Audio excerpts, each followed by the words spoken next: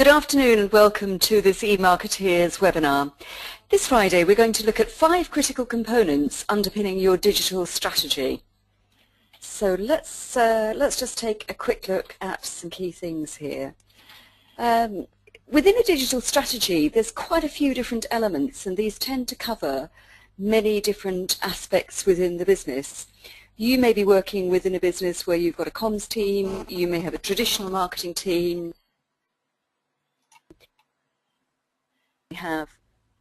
you may also have a digital marketing team. You may have different teams, or you may be a smaller organization and you manage most of the digital marketing yourself.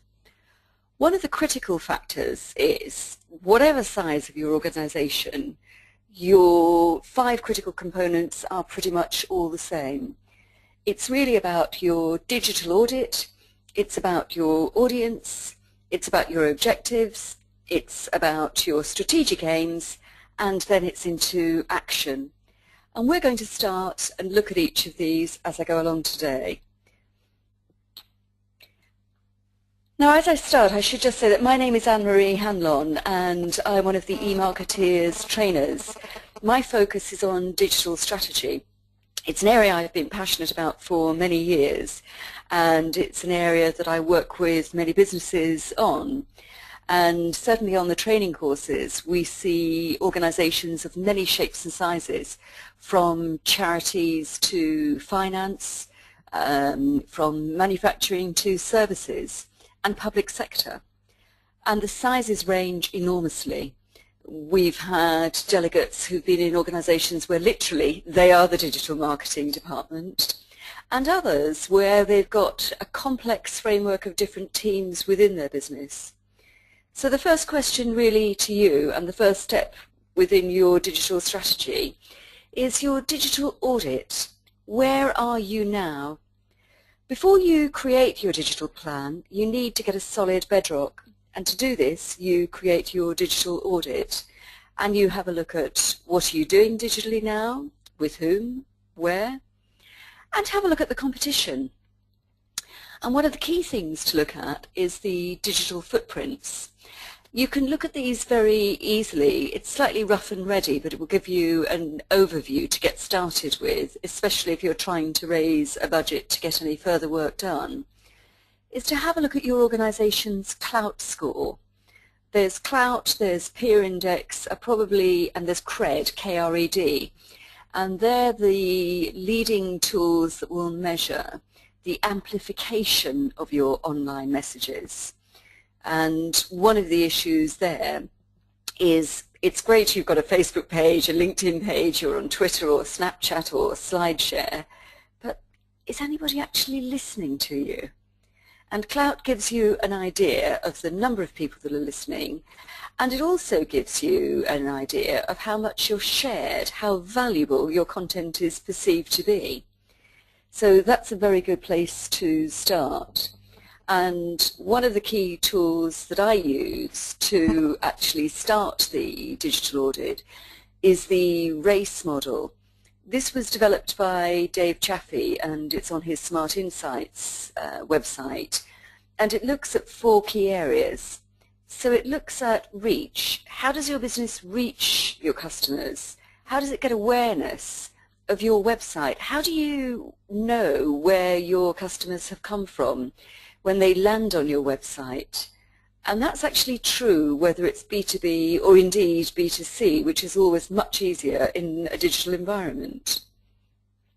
So fantastic, you're getting 90,000 visitors to your website a month, or you're getting 5,000 visitors to your website a month.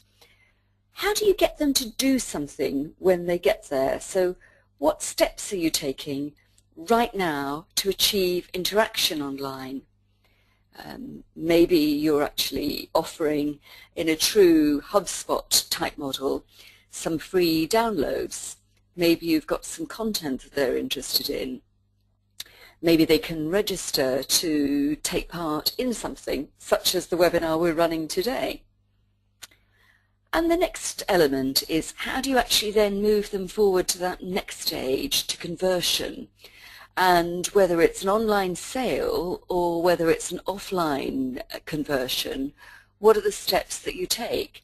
And again, if you look at an organization like HubSpot, one of the steps that they take is if you use their marketing grader tool to assess your website, you can see it all on the screen free of charge, but if you actually want to download the report and get it sent to you, you've got to exchange some currency, and the currency in that particular case is your email address. And then finally, how do you engage? How do you develop those long-term relationships so that they will come back to your website, they will rave about you on other websites, they will recommend you, they will become an advocate? What are the steps that your business is taking right now? So this template that you can see on the screen in front of you is really useful not only for your own organization, but also for other similar organizations or indeed competitors. So it's useful in both those ways. And one of the things to consider, I'd always look at a competitor who's really stretched, who's really pushed the boundaries and they're doing extremely well. And I often find that that competitor is often not necessarily a direct competitor, they're not necessarily local, they may be somewhere further afield. So if you've discovered that in the environment that you're in, and say for example you were an examinations organisation or you were a charity that had been set up to alleviate poverty in different locations, on your doorstep there may not be an organisation that you can use as a fantastic case study. So dig deep, look further afield, look to the USA, look to Australia. There may be companies and organisations within those spaces who have just nailed their digital strategy much faster. And just look at what they're doing. Seek inspiration from many sources. And one other thing to note is when you're actually assessing those digital strengths and weaknesses using that race model, it's worth getting a couple of other people in your business to do the same. So maybe in another team, maybe you've got somebody who looks after your PR or who creates content. Ask them if they could create the template too. And a very quick checklist that I use for digital strengths and weaknesses, again, inside and outside the business. I would have a look at one particular social media platform. So I may have a look at, for example, Facebook, and I would go through this and I would see, well, what does it tell me? Does it tell me whether there's one person in overall control of digital, or are responses being managed by many people over different days, different times? Or actually, is it just one person? Obviously, in your own organisation, you know this. In a competitor's organisation, you've got to make some assumptions. And then you need to understand whether or not your business has captured all the relevant social channels. Even if you're never going to use Facebook, and I was recently speaking with a firm of solicitors, and they said they were on one of the courses, and they said, well, the thing is, we're never ever going to use Facebook, it's not relevant to us. But you know, here's the thing, they focused on intellectual property, and one of the things that they did, actually they did it during the course while we were there, they needed to actually capture their Facebook page in case somebody else set up in a different geographical area and capture their name. And who knows, in 5 years' time, if they've got a customer group that is going to Facebook first, they wouldn't be able to own their own space. So that's a critical thing to do. And then when you capture that space, the next thing to do is obviously complete your online profiles. There's nothing worse than you go to a company's Twitter page and they haven't even added a logo. So there's no logo, there's no bio. So the logo is literally the egg, the egghead. And the bio is completely empty, it's completely blank. So do make sure, whatever your boilerplate phrase is about your organization, that you've actually completed that and you've actually added that onto your Twitter space. And then have a good think about how does your business use its customers to generate prospects, leads online? What action do you take? How do you convert those customers into salespeople? And again, this can be something as simple as adding a review mechanism. So it could be FIFO or Trustpilot or Review or any of these review mechanisms that can be sent to genuine customers. Because of course that's always the big issue with a site like TripAdvisor. I could actually add a TripAdvisor review right now for somewhere in the Outer Hebrides, even though I've never actually been there. It's then dependent upon the hotel or the restaurant in the Outer Hebrides contacting TripAdvisor and saying, we've got no record of this guest at this moment in time. But actually, if I'm using an alias and I put the review and say I was there in July, I could have been there, I could be anybody. So sites like FIFO and Trustpilot only operate from when a customer has actually made a purchase or taken an action. So that's a great way to provide greater endorsement for what you're doing. And does your business encourage clients to share feedback online, or do you say, well, no, that's not something we want to do? Definitely won't be doing that. It's not something the business does. We're worried about what people will say. With some of these sites, it doesn't actually matter if somebody leaves a less than fantastic review. The review can be, it was 80% good. That's completely okay. The critical factor here is that the organization responds. The organization should respond to every single review that is posted. It is the most fantastic opportunity to actually populate an independent, trusted, third-party space with your keywords. Thank you so much for mentioning this. Thank you so much for the feedback you shared about XYZ. It's a great opportunity from an SEO perspective that's often missed. And then have a think, does your business listen and join in with those conversations online? Or do you simply lurk in the background?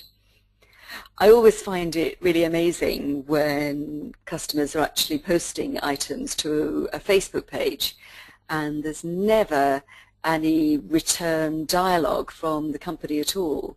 It's just left completely blank. And those things are not that difficult to organize. And of course, if you are listening, what are your guidelines for responding online? It's really tragic when, again, to use TripAdvisor as an example, the first two lines that are the most visible are taken up by the hotel or the restaurant with, "Dear Fred, thank you so much for leaving your review," rather than re-quoting whatever it is they've said that's really, really positive.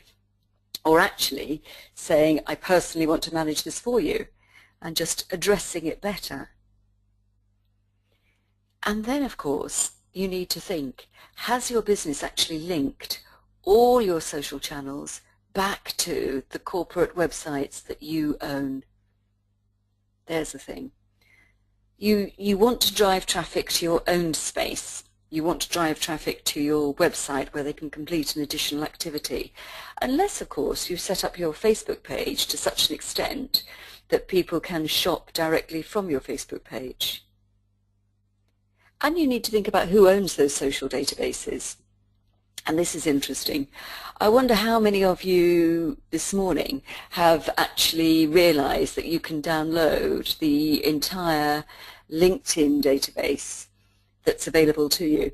So for example, if you've got 100 connections on LinkedIn, or indeed if you've got 1,000 connections on LinkedIn, you can very simply download all of those connections at the click of a mouse.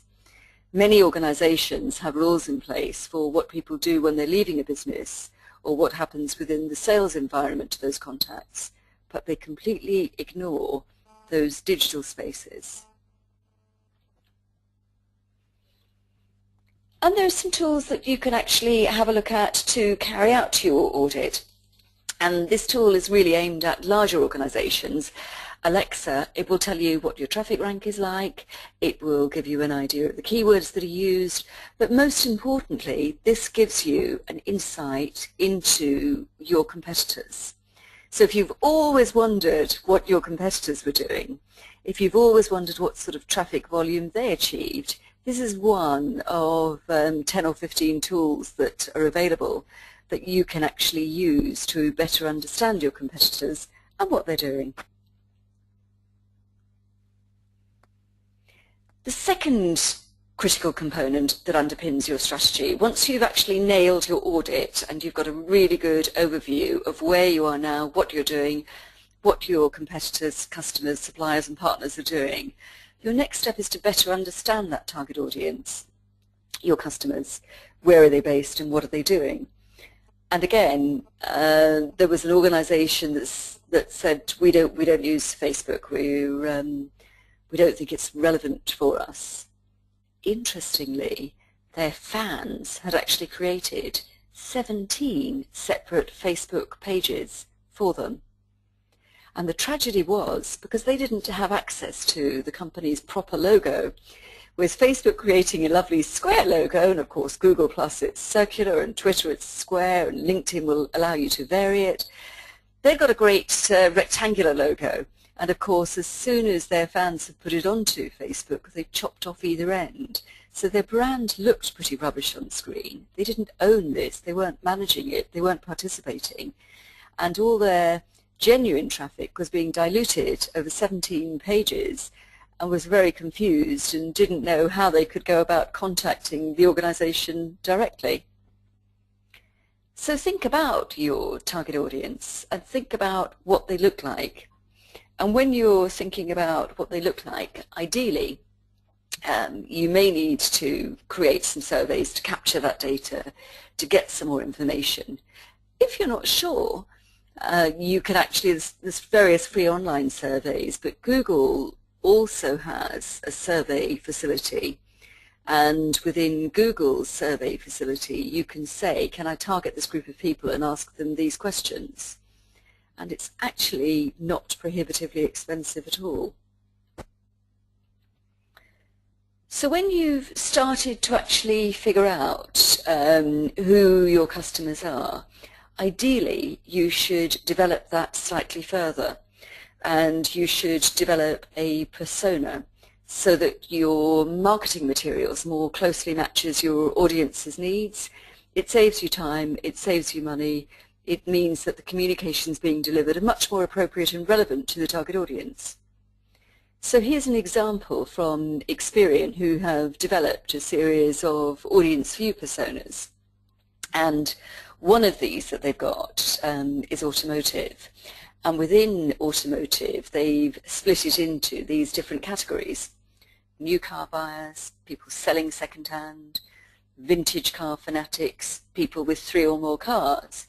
And again, there's more detail under each of these, and they're profiling their life stage, their age, their gender, their hobbies, their interests. So again, any marketing that's aimed at this group is much more appropriate for them, and the response rates as a result will also be higher.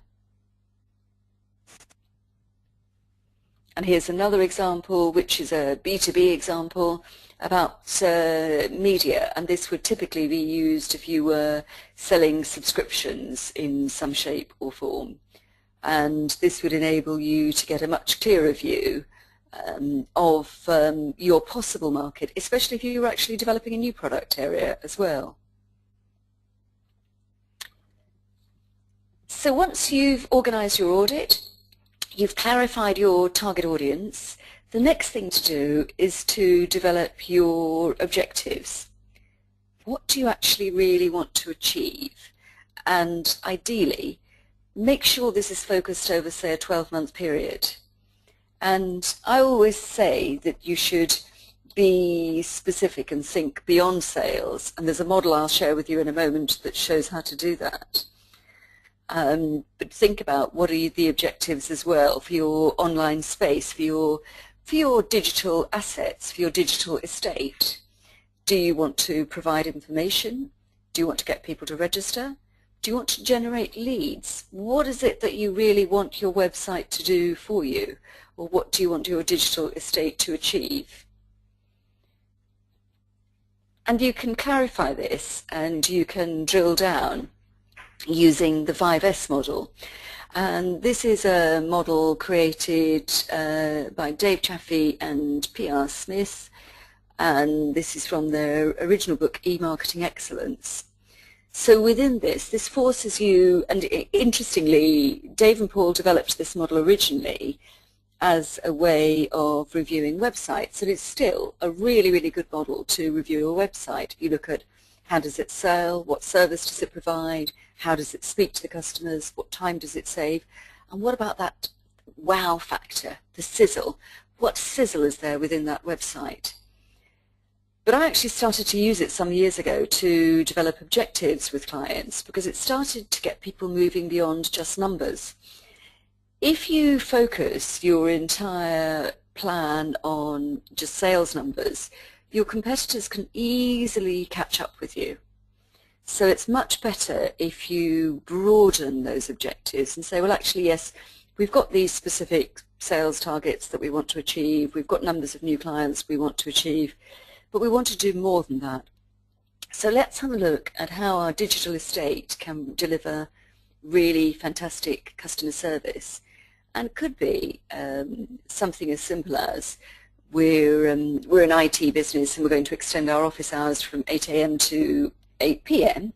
Clearly, we're going to consult and discuss this with the team first, but that's something that we'd really like to do because that's going to be difficult for our competitors to copy. Think about those strategic objectives which are difficult for people to copy. And then within the speak area and delivering information to your customers, if you're going to start a regular communications campaign to your existing customers and you've said, well, what does this look like? This looks like we're in B2B, so it's probably no more than 6 newsletters a year, or they will just switch off and they won't communicate with us anymore. So this is what we're going to do. And on that basis, we're going to have a conversation with our PR team, we're going to have a conversation with our content team, and we're going to create a framework for those 6 newsletters straight away, which again is a great thing to do. It also saves you a lot of time later in the year if you can plan that much further in advance. Then have a look at how you can actually save time. And this is about saving time for both you and also for the customer. What can you do that will actually help support the customers, save them time? Do you have any customer services teams within your organization? Are they able to, for example, give you a list of the questions they're asked most frequently or the things they have to explain most frequently? And what are they? Can you create those into something online, an online mechanism for answering those questions? Can you video them even better? And then finally, the wow factor, the sizzle factor, much, much harder to achieve.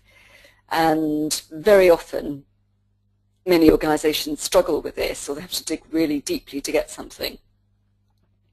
And it could be that you say, well, actually what we want to do is we do want to create an app of some shape or form. But again, if that's what you're going to do, you've got to have a good, strong reason as to why you're going to create an app and what the app's going to do for you. Because of course at the moment, and actually for some time, Apple rejects more apps than it actually approves.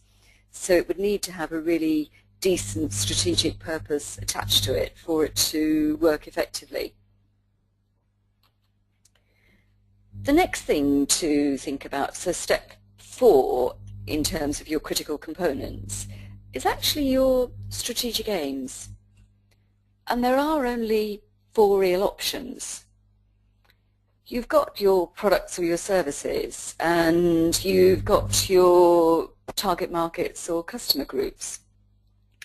And you may use 1, 2, 3, or indeed all 4 of these at any one time. So for example, you might decide, well actually, we've got a fantastic customer base, we just want to sell more of our existing products and services to them. So existing products to existing markets, that's a market penetration strategy. Or you might say, well, actually we want to take our fantastic services and we want to promote them into a totally different market. And that's a market development strategy and has a whole new set of rules attached to it. You might decide actually we want to get some new products and new services created, and we're going to promote these to our existing customers.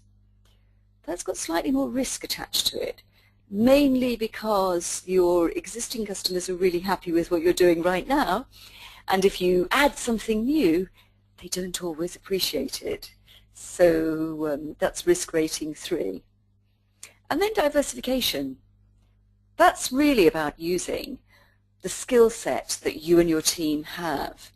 And it's really looking at the skill set and taking it into a new market with a new product offer and doing something totally different. So that obviously is the highest risk rating, and you walk into that carefully rather than too quickly, as it were. And this matrix was created by Igor Ansov in 1957, if there are any students on the call and they're interested in exploring more. So the next area you focus on is action. So you create a really good audit. You know your target market, your audience. You know what your competitors are doing and how they're doing that. And then when you know about that, you create some really strong objectives. You create objectives that will be sustainable, not just for 6 months, but for a good 12 months.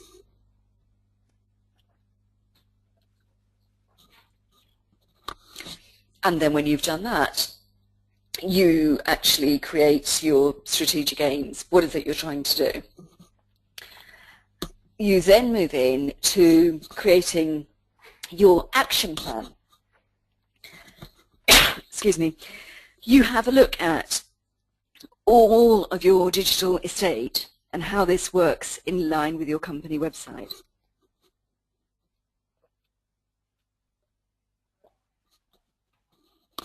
And you ideally make sure that whatever you're doing, it goes back every single time to your own website.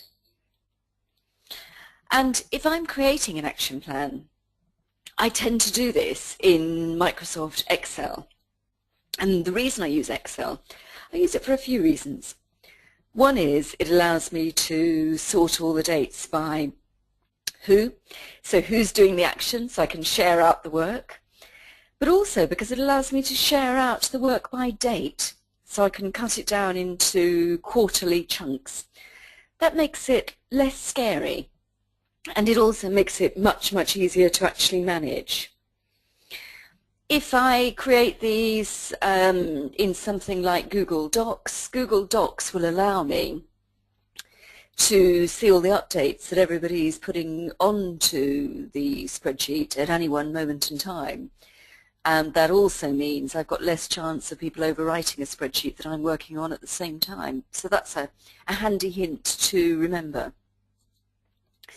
It also means if you create an action plan that's literally rolled down here to this level of detail, that you can delegate it more. You can actually share out the work.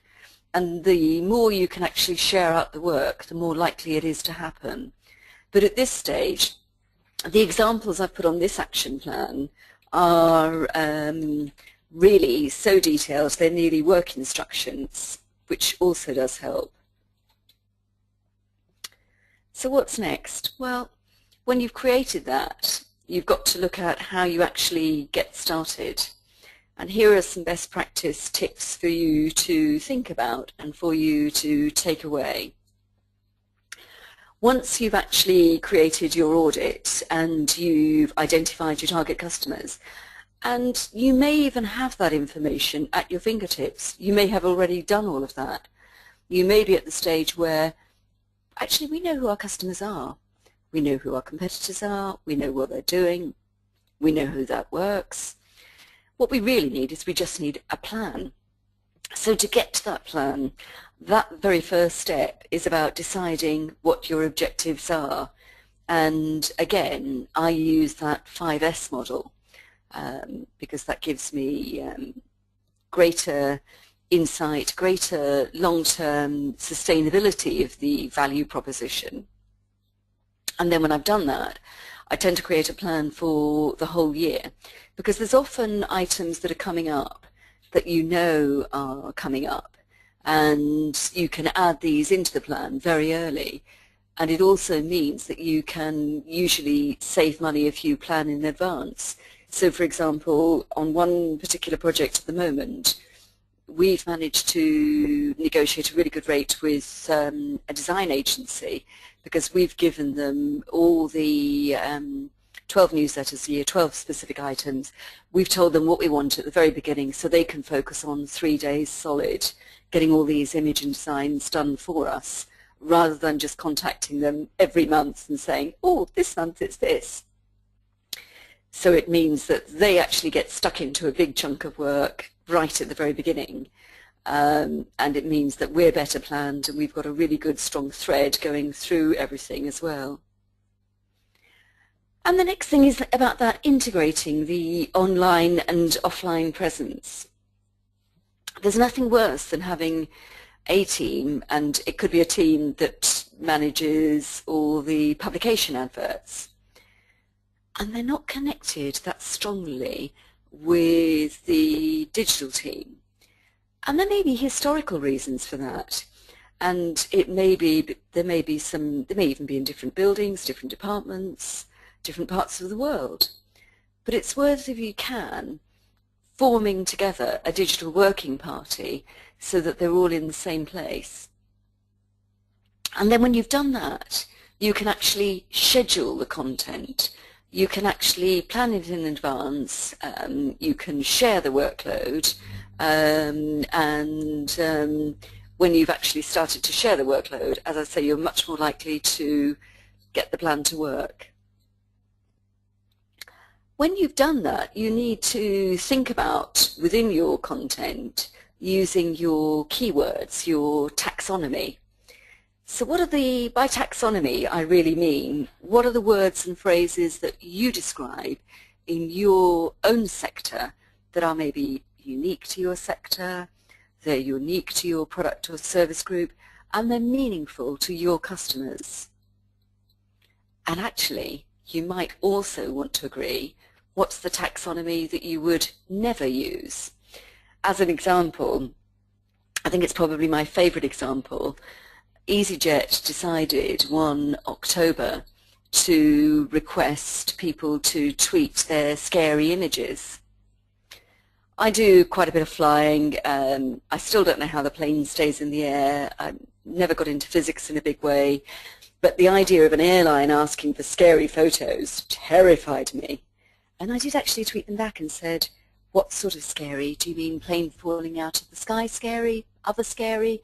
What do you mean? And they said, no, we're running a Halloween competition. So again, I would have ensured that anybody within that sector, if they were running a Halloween competition, there were certain words that were absolutely in the, we never ever use these words to describe anything within our products and services. That's your taxonomy, your own private dictionary. When you've done that, you need to look at maintaining that content and making sure, and this is whether you're creating a blog or you're issuing press releases, that at the same time you also are able to keep it going. The average life of a blogger is about 3 months. You get great content for the very first posting, the second content it starts to deteriorate, and by the third it's all gone. If you plan for the year, it means rather than giving everything away in the first post, you share it out over a longer period of time. You might also want to decide what are your special incentives that you wish to provide for fans. Are there any? Are there any that would be relevant or useful? If so, at what time would that actually take place? And then you need to look at how do you measure the results and how do you monitor those results and also monitor the brand. If you're using Google Analytics, I would strongly recommend that if you don't know it in depth, that you get to know it in depth, because it will inform so much of your digital marketing audit. It will actually inform the user journey. It will give you great information on your personas, because it will tell you the platforms that your users are actually using. So, for example, in the case of the solicitors I was talking about earlier, unsurprisingly, the top mobile platform being used by many people in that sector was actually a BlackBerry, not an iPhone or another smartphone.